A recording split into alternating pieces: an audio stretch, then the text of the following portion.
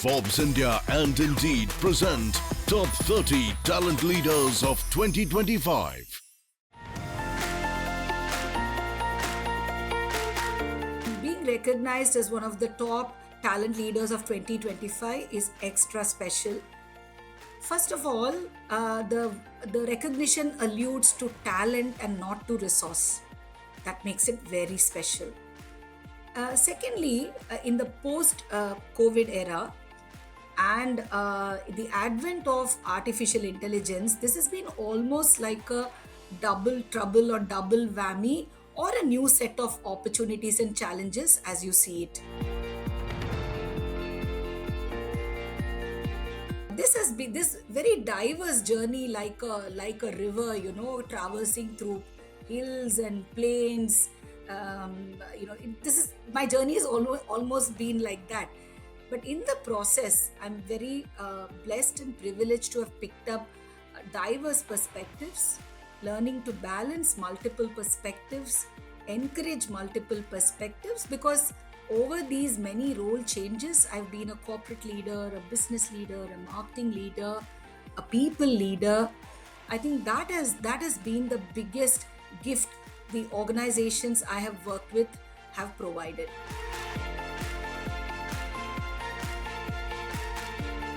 So, learning to preserve the trust equation and still have an open, honest, difficult conversation is one of the life lessons I have learned. The second leadership lesson is walk the talk. So, these are what would be my top two leadership lessons. In the last 3 years, I have seen substantial changes from the role and what talent function and my leaders are driving. We started focusing a lot on talent development, probably learning to spot talent early and how do we improve performance capacity. Now we are looking at a very different era: change management, strategy, talent as a strategy, org design as a strategy. We are now playing, I'll probably think, at the top of the pyramid from a talent leadership perspective. Leaders like me have the opportunity to walk the shop floor on a daily basis, and also we get to travel to practically most of our offices across the world, meet both employees and clients. The first signal to me that a talent is in flow and we've got the right person is when they seem aligned to the larger purpose. They exhibit that can do, or I would say a talent is in a flow, and normally I have felt you can feel it. When you walk the floor, you can see that can do and energy levels. The first challenge will be, how do you change at speed? Okay, I can give you the analogy of a pit stop, and we have so little time to drive that change. To me, that would be the first challenge. The second challenge is at a mental model level, which would be, how do I break the traditional boundaries of age, years of experience, and resume? That would be the second big challenge. The third is extremely important. The third challenge is going to be, how do you nurture and preserve the cultural fabric of our organization? Because what we seem to have forgotten in the recent era is, it is culture that your competitors can't replicate. Today, the technology can get replicated. The competitors can catch up very fast from a technology. What they can't catch up very quickly is the strength and the uniqueness of your cultural fabric. So these would be the top three challenges.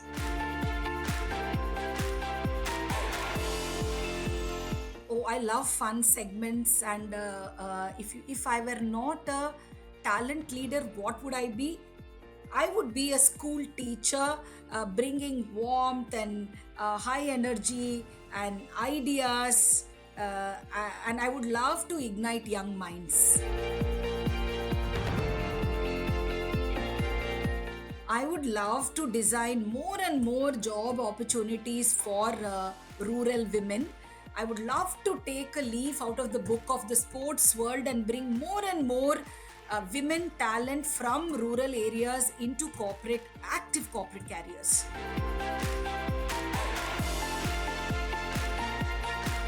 I think sometime in 2011-12, our chairman Arun Jain came up with the idea of creating a unique design center. It's known by the name FT8012, and he put together a task force or a team or a crew to bring imagination into reality. So we had about 7 or 8 of us core team members with diverse perspectives and abilities and traits.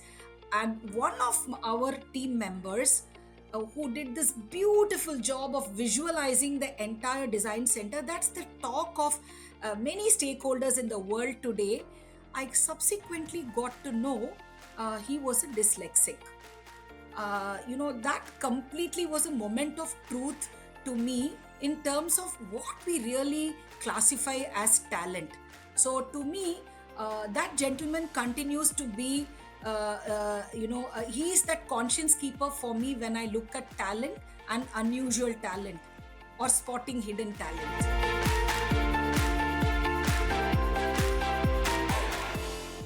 My superhero heroes are actually my parents, but I would say, if I have to take an honest view, it's my mother.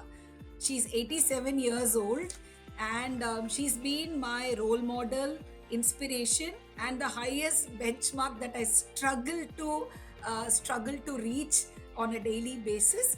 But 3 standout traits in her incredible resilience through life's twists and turns, her work ethic, and above all, her authenticity and honesty. Standout traits for me.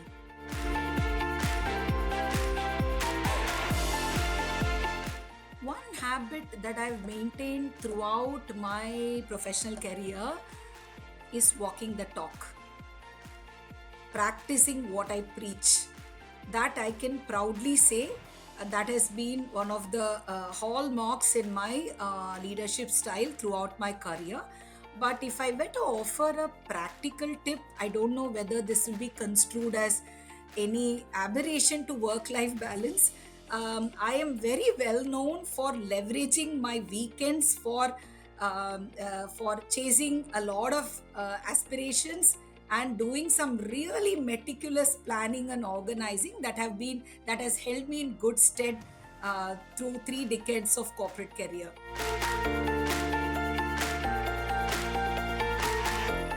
Advice to all talent leaders. My first response is to say no advice, because what I notice is everybody's talking and nobody's listening. But taking a cue from that, I think if I were to really give an advice, I would say advise less and listen more.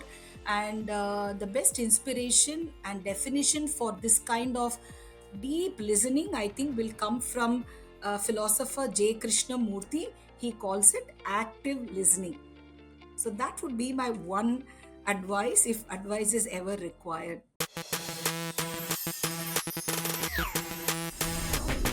Forbes India and Indeed present Top 30 Talent Leaders of 2025.